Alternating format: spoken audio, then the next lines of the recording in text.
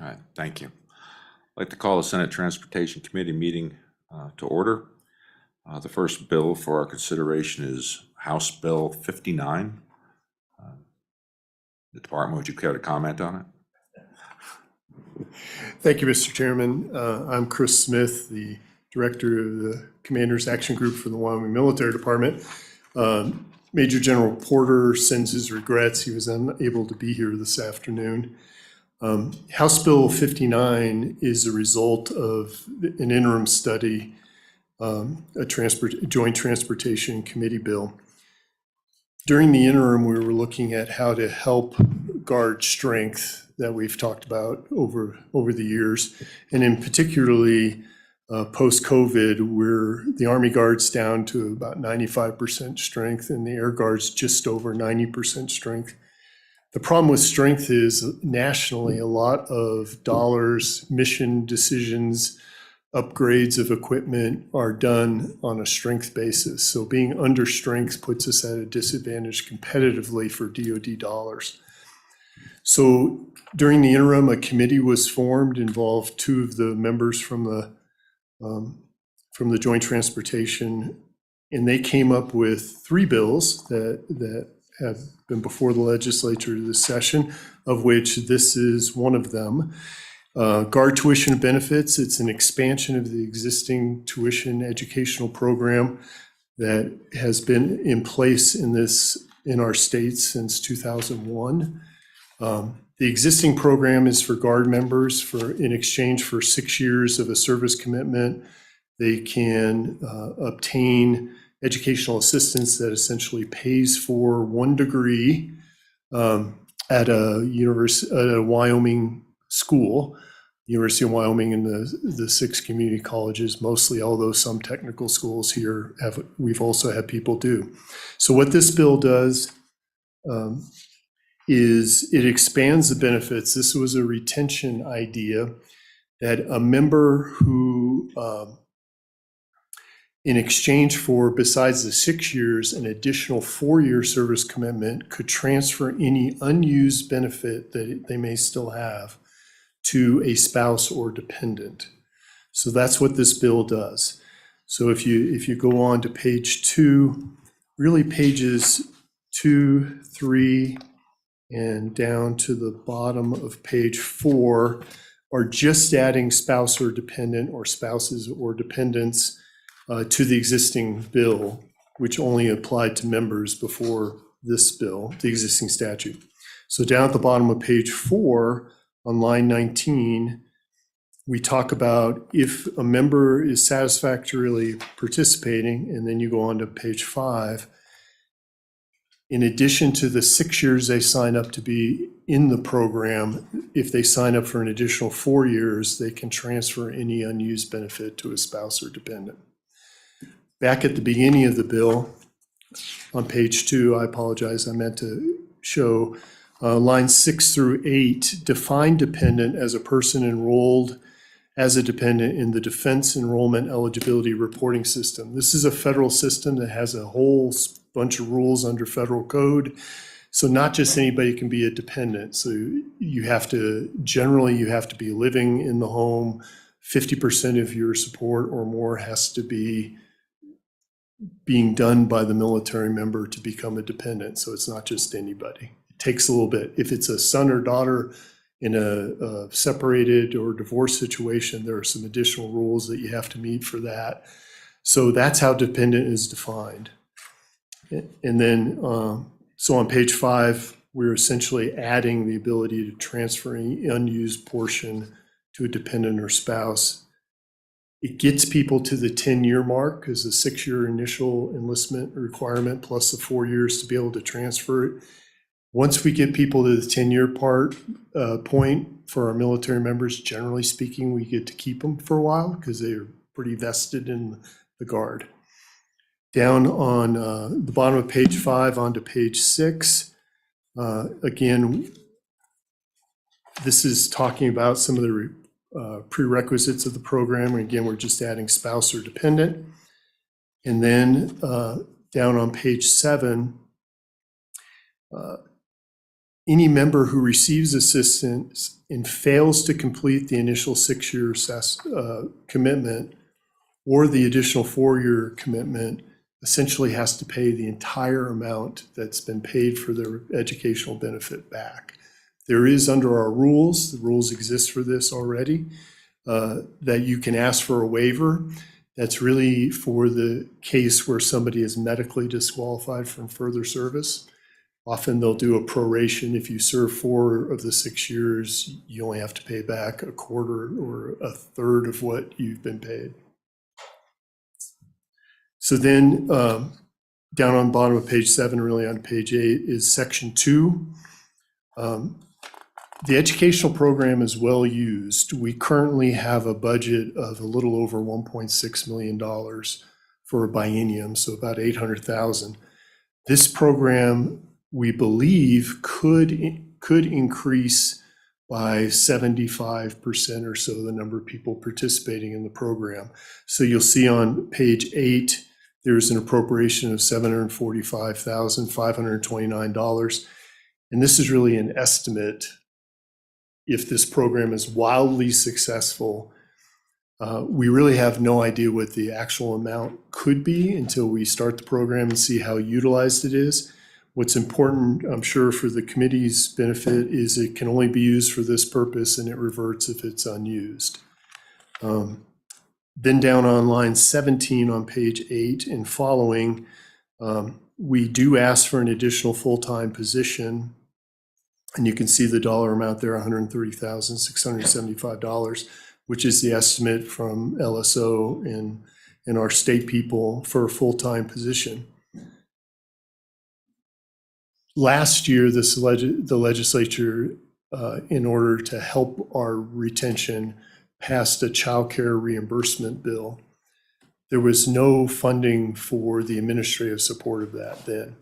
This year, we have the next bill on the agenda, the referral bill, plus a medical insurance reimbursement bill for state active duty, and then this. So that's a total of 4 programs that only in this bill is there the full-time equivalent. During the interim and on introduction in the House, several of these bills, 2 of the bills had a half FTE between them, but the House and in the Senate committees, if you may recall, we took them out of the lesser bills and put them all in here. So this is the only full-time equivalent position for administrative support of those 3 bills this year.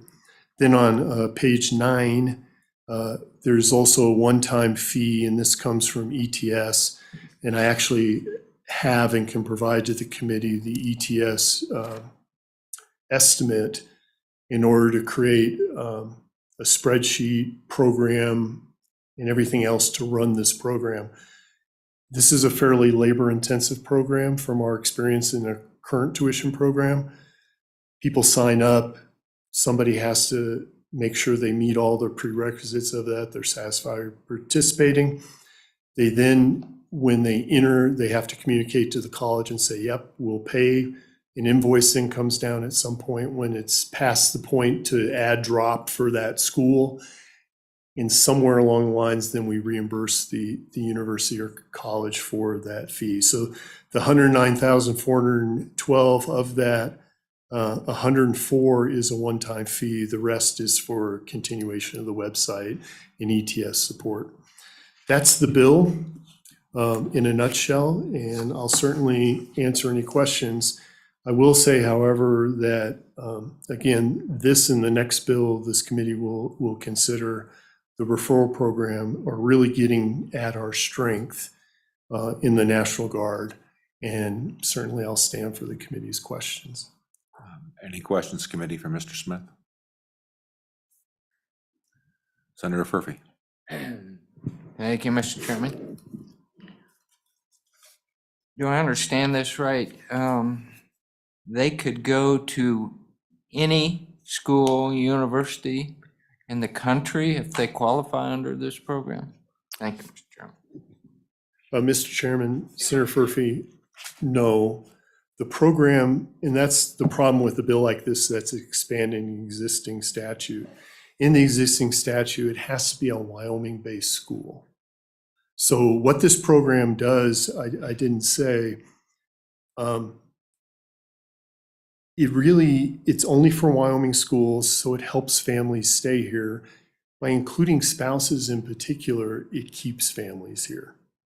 Because if the military member, as some of you can imagine, if the spouse isn't happy or needs to go somewhere else for a school program, they're going to move. And so what this does is help keep them here.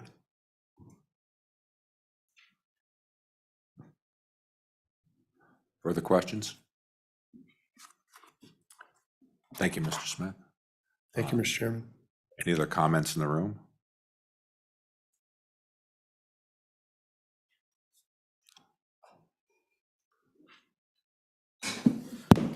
Mr. Chairman, Bill Winnie, Sublette County, 30 years active duty in the Navy. I saw in the Navy, and by extension, I believe you'd see the same thing here, that a number of our enlisted people made great use of this, went on to get bachelor's degrees and do quite well in the civilian world after they departed the Navy. I'm doing by extension that you'll have the same success here, but I think that's the kind of people you have in the military and the Guard. Subject to your questions. Thank you. Any questions for Mr. Winnie? Thank you, Mr. Winnie, for testifying. Any other comments in the room? Anybody online? Mr. Chairman, we do have one person online. They do not have their hand up at this point. If someone would like to comment online, please raise your hand. Okay, thank you. Can you bring him in?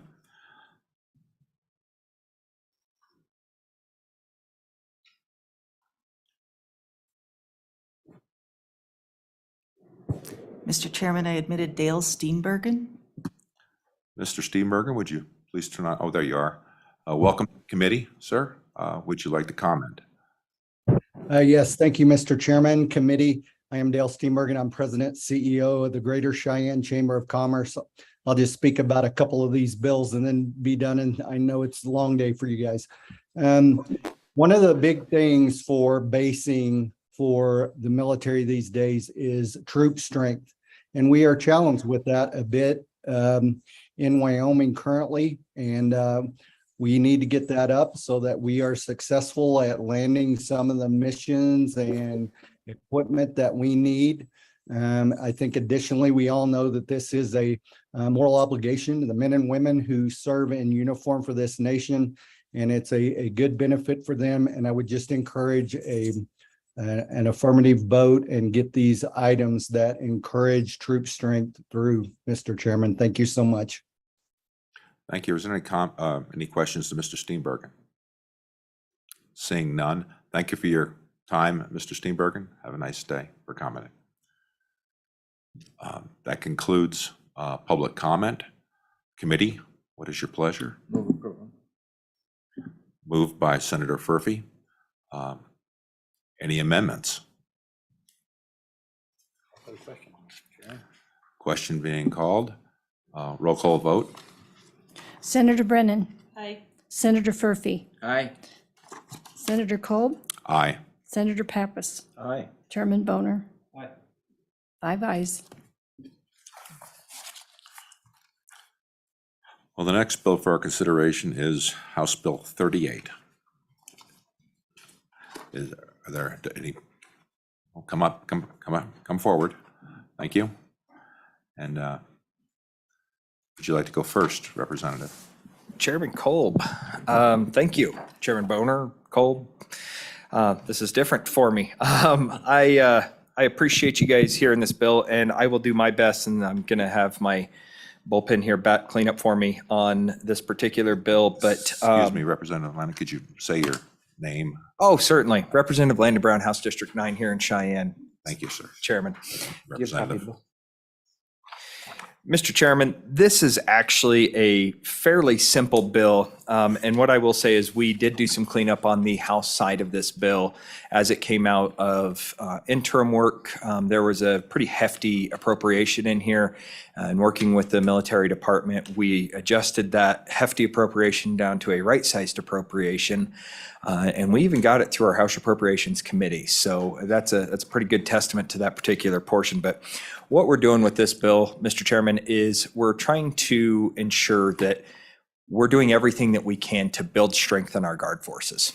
And as you guys just heard on the last bill, we're working on retention efforts, but we're also working on these recruiting efforts. And this recruiting effort is, in essence, what we're doing is a $500 bonus to any active duty member or any active member of the Guard that is able to sign up one of their friends, family, or whomever and bring them forward, and they are able to sign up for a contract with the Guard as well.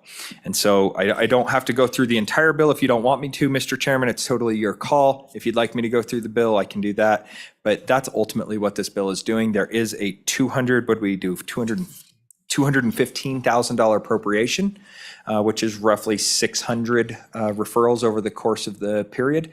And that's what the appropriation would help with. So, Mr. Chairman, at your leisure, I can do either or. We can run through the bill line by line, or I can just answer questions, whatever is easiest for you. Representative Brown, would you walk through the bill? There's new members, including myself here, so. Certainly, Take some Mr. time. Chairman. Flipping right over through page one, not much going on page one is the title page. Over to page two, you'll see subsection E, which means we're way down in this area here of Title 19 and 403. And this is the National Guard Member Referral Incentive Program. So this is the actual creation of the program. Going down under subsection 1, National Guard member may provide the identity and contact information of a person who they believe is a good prospect to join the Guard. And then number 2, the military department should be keeping a record of all these forms to ensure that once a form is submitted, there's accurate representation of any of the information that was submitted. We don't have errant claims saying, hey, I'm supposed to get a $500 referral bonus on this, and we don't have any record of that. So this is just requiring that the military department hold on to that information. And then on the subruminant 3, this is beginning July 15th, 2024, and annually thereafter. The military department will submit not only to us, but the Appropriations Committee to make sure that the information, oh, did we take that out? I do not have the Appropriations Committee. So it is just to this committee that would be on the successful implementation of this program, how many referrals were given, and ultimately would be kind of the gauge on whether or not we continue this program. The big important piece of this is at the bottom of page 3, you'll see completed a session. And what completed a session means, and I'll just read exactly from the language here, is a referred person who signs the referred person's name to an enlistment contract for entry or re-entry after prior service into the Wyoming National Guard. One of the questions that came up on our side was, does this work if somebody has left the Guard and decides they want to come back? And the answer is yes. If somebody is prior service and they are enticed to come back and sign another contract and their friend was the one who convinced them to do it, this would be a $500 bonus for that person who brought them in and said, hey, you should finish off your service. You were at 14 years. Let's go ahead and get you to that 20 and get you your retirement, whatever that case may be. Flipping over to page 4, Mr. Chairman, you just see the referral bonus of $500. And then the successful referral right underneath that in subsection C means providing the identity and the contact information pursuant to paragraph E1 of this subsection of any person not already a member of the Wyoming National Guard. So that's another important distinction of this particular bill, is that just because somebody's in the Guard and re-enlists, you don't get a $500 bonus for yourself and or somebody else referring you to re-enlist. So there's nothing available for that. And then I think the most important part of this entire bill, I know how much the Senate loves sunsets. There is a sunset clause on here to ensure that if this is not basically a good fit and this is not doing what we intend it to, that this automatically repeals July 1st, 2026. And then in section 2, Mr. Chairman, you see the $215,000 appropriation, and this becomes effective July 1st. And if we decide that we like this program and it's working, we ask that the military department include this in their standard budget going forward, but only upon successful implementation and whatever we see as potential pitfalls or whatever that may be. So Chairman Kolb, stand for any questions. Thank you, Representative Brown. Any questions, Representative Brown? Senator Pappas. Thank you. Can you, two questions I have. First of all, if I recall, we had the $500 split into two different payments, didn't we not? Where it was $250 upon raising your hand, and then another $250, once the person went through its, or am I mixing bills up, or is there something there? And then the second question is, can you just remind me what the original appropriation number was? Mr. Chairman, I'll take the second question, then I'll punt to back up here on the first one. As I was not with the committee during interim work, carrying this over as the new chairman of this committee on the House side, but the original appropriation was $808,000. So this took a significant haircut and much, much lighter to the pocketbook. And then, Mr. Chairman, at your pleasure, Colonel Smith has the answer for the other. Colonel Smith, would you like to add something? Yes, please. Mr. Chairman, Senator Pappas, during the interim, we talked about splitting the payment. What this bill, what the Guard's intent was, we want to make all our members fishers of men and women, right? So we're really interested in getting people to sign and enlist in the Guard. If they get through basic, if they get through their tech school, is less important to us. We just want to get them in the door. So we did talk about that. We may have mentioned the state of Vermont is one of a couple of states that have started these programs.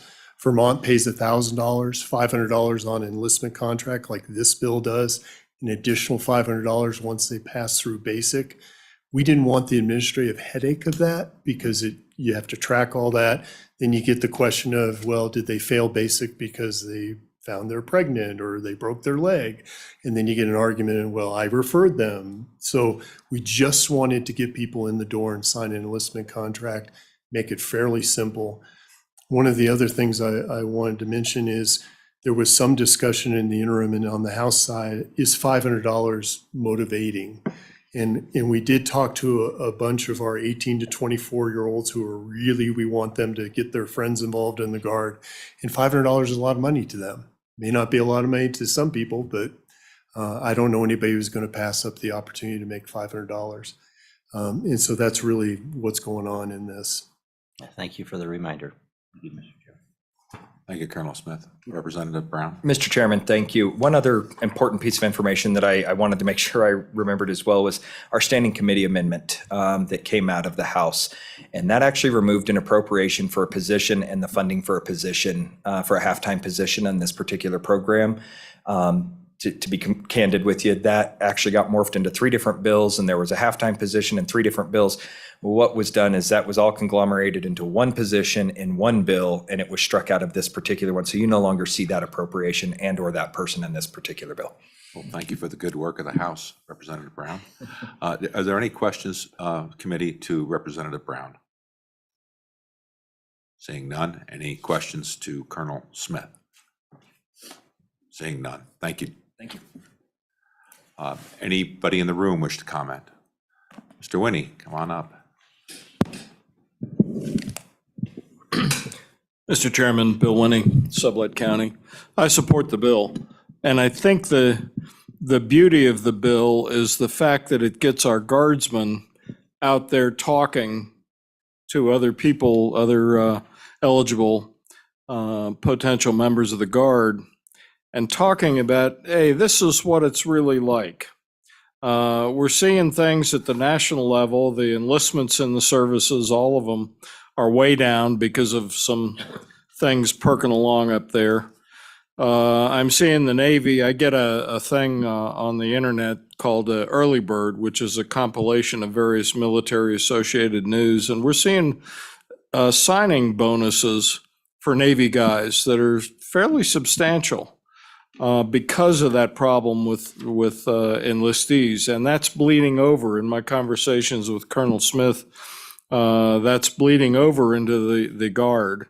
And so I loop back to that comment about the beauty of this is our guardsmen can go talk to potential candidates and say, oh, this is how it really is. Don't worry about that other level stuff. So I support the bill, subject to your questions. Thank you.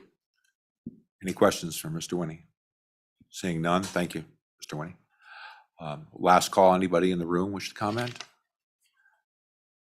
Anybody online wish to comment? Mr. Chairman, Mr. Steenbergen is still online, but does not currently have his hand up.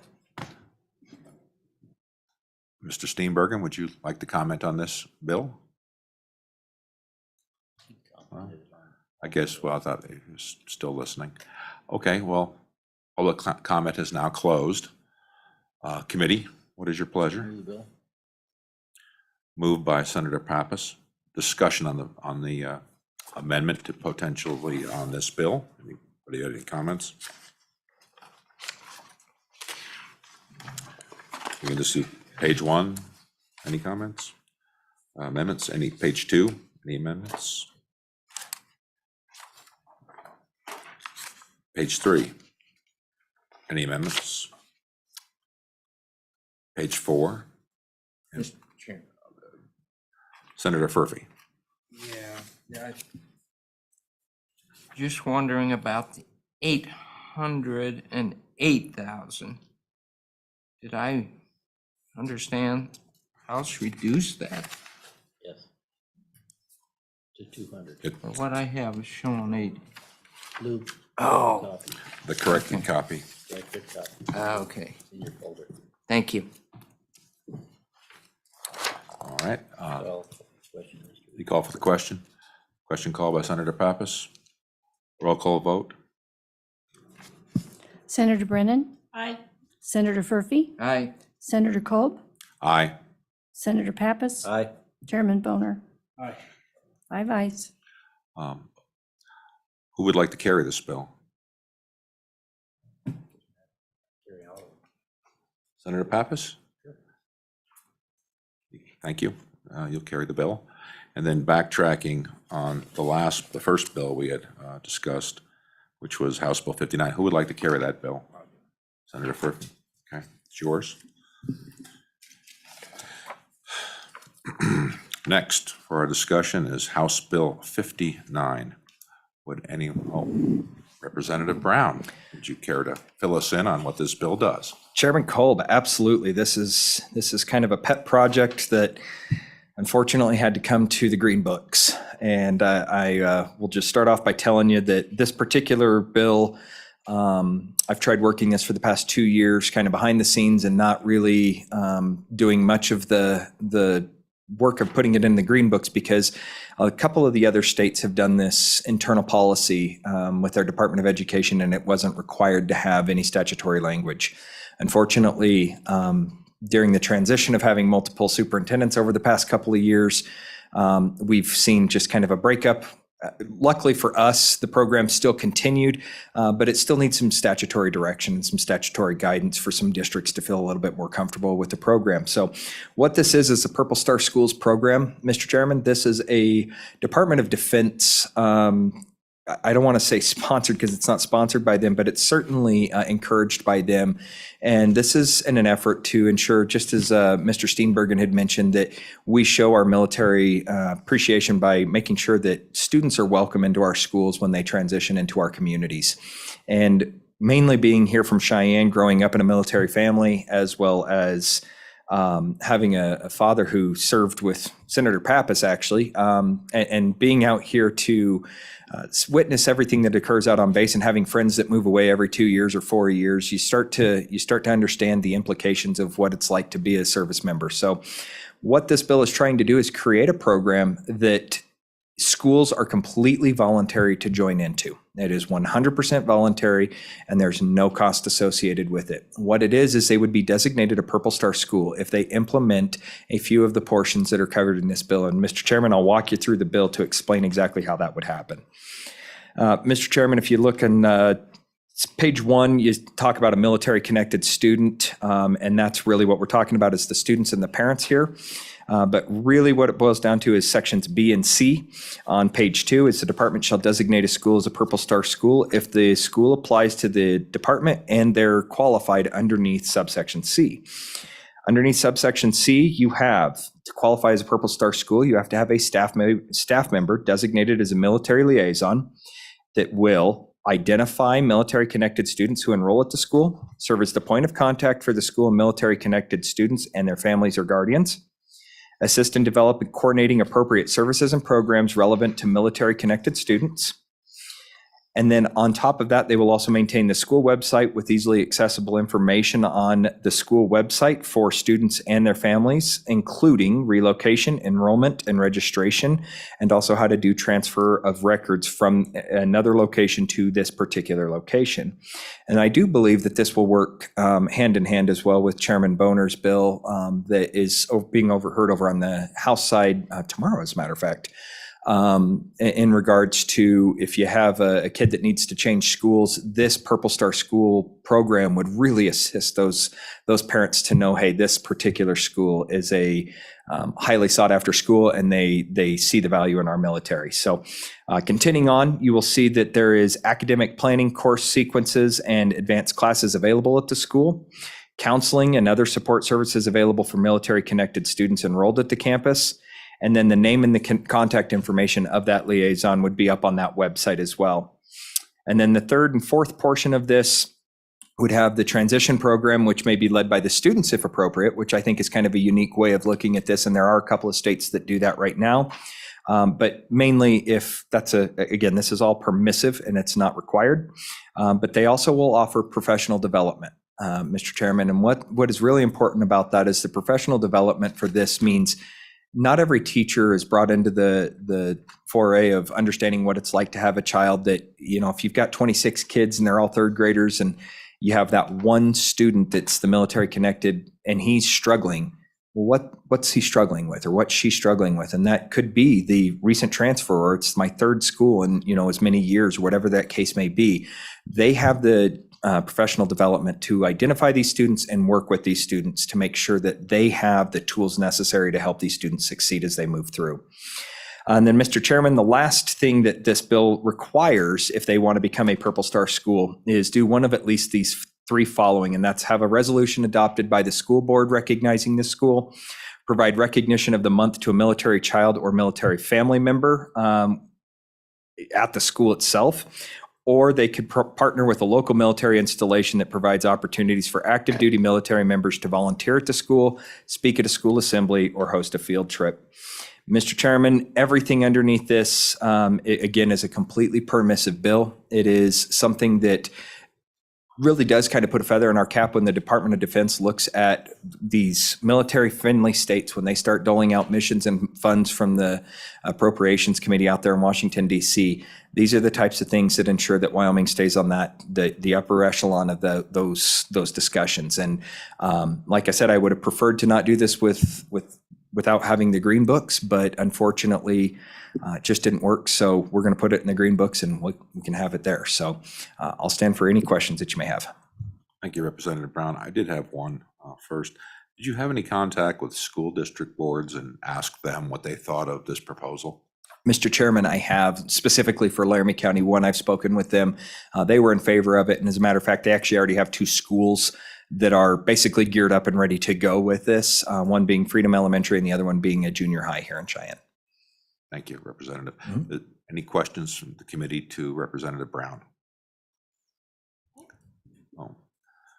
Senator Brennan. I do, and this might be silly because I might just not be reading it right, or it might be, but on page 2, line 7, where it says the department shall designate a school, is that the Department of Education? And do we need to clarify it, or is that just clear to everybody but me? Mr. Chairman? That is absolutely just fine. The only thing that I would say is it's not necessarily clear because it's not lined out, but because you're in Title 21, which is actually the education statutes, anytime the department is mentioned in Title 21, it refers to the Department of Education. Yep. Good. Okay. Yeah. Thank you, Senator Brennan. Anyone else? Questions of the committee to Representative Brown? Seeing none, thank you, Representative Brown. Colonel Smith, did you have any comments? Mr. Chairman, just keep it quick. The military department, of course, supports this. Anything we can do to help the transition of military families into our Wyoming schools. I will say it does apply to the reserves and the National Guard. In the National Guard, we have folks go away for a few years to DC and other locations on orders, and they come back home. Often they have to move or their family has moved. So this is a great bill that will only help the ease of transitioning children who are part of military families. So the military department very much supports the bill. Any questions for Colonel Smith? Seeing none, thank you, Colonel Smith. Anyone in the room wish to comment on this bill? Mr. Winnie, come on up. Mr. Chairman, Bill Winnie, Sublette County. Honest, I'm not really even getting coffee from these guys. 30 years active duty in the Navy. I moved 19 times. Good news is only 7 of those occurred after kids came along. Military Families Network. I recall well when we were leaving the island of Guam, coming back to the Puget Sound area and then on to Washington, D.C., my wife got on the phone and started talking about schools for our kids. We had a high schooler, a middle schooler, and an elementary schooler at the time. Whether schools are good or not is a big part of the conversation. I have a son who had a reading problem from 1st and 2nd grade in Omaha, Nebraska. But more importantly, our experience out on that island of Guam was not good. And as a commanding officer of the USS Holland, a large submarine repair ship, which was the single largest command on the island at the time, I wrote a letter as I departed Guam and outlined the experience we had there. And my wife has a master's degree in reading education, career educator. The result of that letter I wrote was the DOD established a DOD school system on the island. DOD school systems wouldn't happen in the continental United States or Alaska or Hawaii, but they do in overseas places. So that kind of thing where the military families can get on the phone, find out about the schools in the area they're going to is a big deal, and this would assist that. I support the bill, subject to your questions. Thank you. Any questions for Mr. Winnie? Seeing none, thank you, Mr. Winnie. Anyone else in the room wish to comment on this bill? Seeing none, anyone online wish to comment? Mr. Chairman, Mr. Steenbergen would like to comment. Mr. Steenbergen, welcome. Thank you, Mr. Chairman, committee. We are deeply appreciative that you are considering this bill. One of the great honors of my job as a chamber CEO is serving on the civilian group for the Chief of Staff and Secretary of the Air Force. But one of the things that happens at our meetings is they send out basically a report card to everyone from all of the states sitting in the room, and that report card gives you an idea about how you're doing on housing, education, et cetera, a lot of different things. Well, one of the things for us is education, and that we don't have a system for our kids that are in the military to be facilitated as they come in. I think we do a great job behind the scenes, but we don't have a natural system that is set up to do that. So let me give you a couple of examples of the kinds of things we're hopeful that this can help with. I live in Japan, and I was there for 3 years, and I learned Japanese, and I go through their school system, and I come back to a school in Wyoming, and that school doesn't offer Japanese, and they say I don't have a foreign language credit, even though I'm fluent in a foreign language and I've sat in the class. Or perhaps I'm a senior in high school trying to finish up my math requirements. I've taken state history in 3 different states, but I'm also required here. Who do I go talk to? How do I deal with that?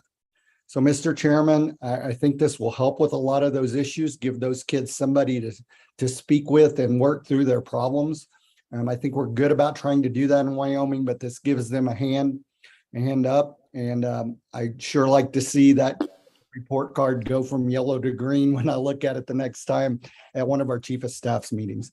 Thank you, Mr. Chairman. Happy to answer any questions. Are there any questions for Mr. Steenbergen? Seeing none, thank you, sir, for your comments. Thank you so much, Mr. Chairman. This closes public comment. Committee, what is your pleasure? Moved by Senator Brennan. Discussion on the bill? Any amendments? Seeing question being called. Roll call. Senator Brennan, Aye. Senator Furphy, Aye. Senator Kolb, Aye. Senator Pappas. Chairman Boner. The next bill for our consideration is House Bill 67.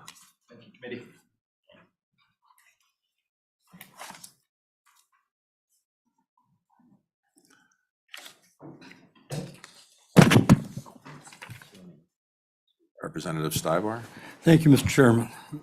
would you announce your name, sir? Representative Stiver, Thank you, sir. Would you like to explain your bill? I bring you House Bill 67, license plate decal for women veterans. This was brought to me from a few of my constituents. Going along the lines with the, on the National Mall, the new Women's Veterans Memorial. When this was first brought to me, there was 12 states that actually had license plates. It's up to 17 now. This is a decal for, to see how many veterans, women veterans that want this decal, if there's enough in, 4 or 5 years, once we get the numbers, actually look at doing a plate, but for right now, just a decal. I'll go through the bill. This would be in Wyoming Statute 31-2-217. We're going to create a new subsection M, it's amended to do the decal. The decal will go on the bottom left corner of the license plate. You should have had a mock-up of the new veteran license plate that's going to be coming out. The price is going to be $5 plus administration fees, which we don't know what the cost of the administration fee is. There's one thing that the House did on the House side that I would like to see removed is requiring the bucking horse on the decal itself be removed.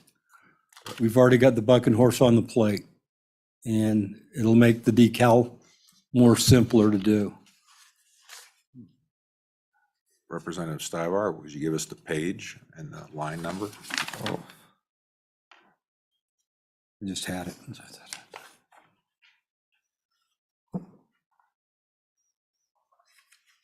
I just had it and I lost it.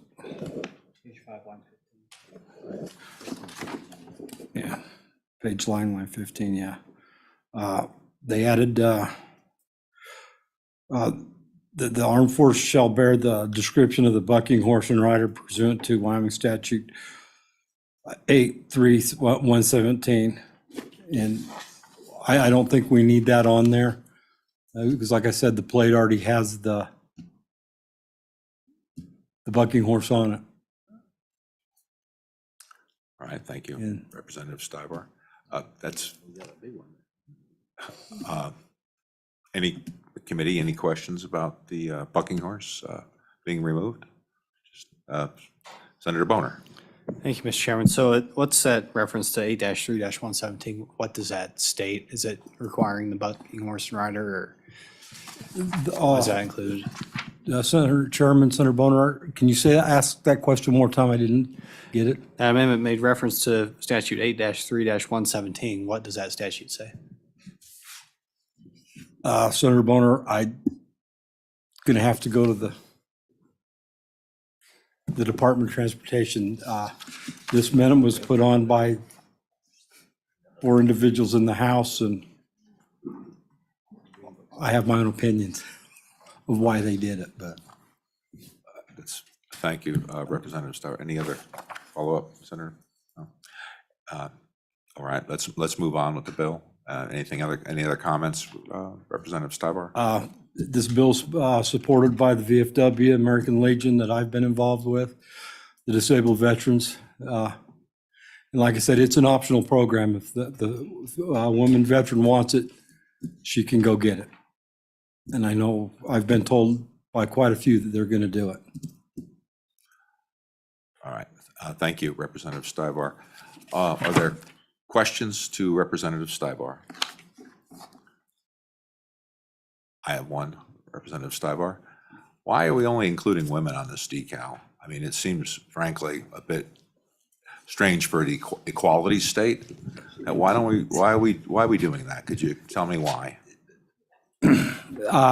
Like I said at the beginning, Mr. Chairman, it's a trend right now with the on the National Mall with the women's memorial, Women Veterans Memorial.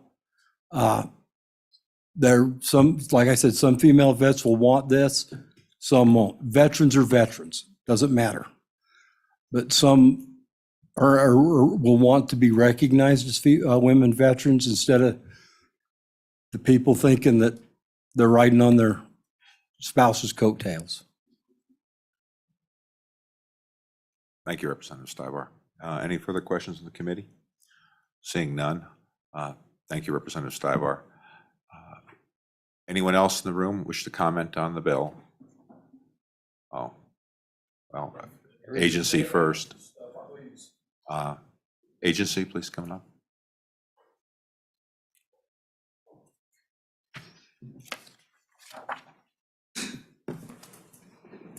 Good afternoon, Chairman. Debbie Lopez with the Wyoming Department of Transportation, Motor Vehicle Department. We can administer this bill the way it's written. We'll work with the counties to distribute the sticker. The comment on statute 83117 basically is just the Secretary of State is promulgating rules for the licensing and use of the bucking horse and rider trademark. So that's why that's in there. I have a mock-up of the plate, and I don't know if you want these as a handout. Ms. Lopez, we do have the handout. Oh, you do? Thank you. If it's this one. So I just wanted to comment that that decal area is so small that if we do put a bucking horse and rider, it is gonna make everything very small. So I stand for further questions. Any questions to Ms. Lopez? Seeing none. Thank you, Ms. Lopez, for your comments. Mr. Winnie, come on up. Mr. Chairman, Bill Winnie, Sublette County. To kind of address the question you had for Representative Stivar, there's a distinct tendency to assume that a veteran is going to be a man, and that's not been true for many years. I first served with women in the mid to late 90s on the Holland, USS Holland, a submarine tender. Crew of about 1,400, about 300 or so women. And I found the women just as productive as the men, and even more importantly, they problem solved differently, which was a real strength to a support organization like I have. If you look at combat in Iraq and Afghanistan, you find there were a number of women involved in combat, and they were just as mean and nasty and capable as the men. And they want to be recognized for it. And lastly, I'd note a couple of years ago, we had a woman submarine officer selected into the astronaut corps. And I think that a signal accomplishment. At any rate, I support the bill, subject to your questions. Thank you. Thank you, Mr. Winnie. Any questions for Mr. Winnie from the committee? Seeing none, thank you, Mr. Winnie. Certainly, Senator Pappas? Yeah, just one question. This actual plate, this doesn't replace the National Guard plates, do they? Or does it? I know we have a veteran plate and a National Guard plate right now. It doesn't, right? This new plate, it's just a new version of the veteran. Ms. plate. Lopez? Mr. Chairman, that's the new background for the plates that's coming out in 2025. So we will have, so we'll continue to create all the veteran plates and all the guard plates. So they're separate. Yes. Okay. So if it's a woman veteran, they could put the sticker on any of the military plates. Okay. Any further questions from Ms. Lopez? Thank you, Ms. Lopez. Any further comment in the room?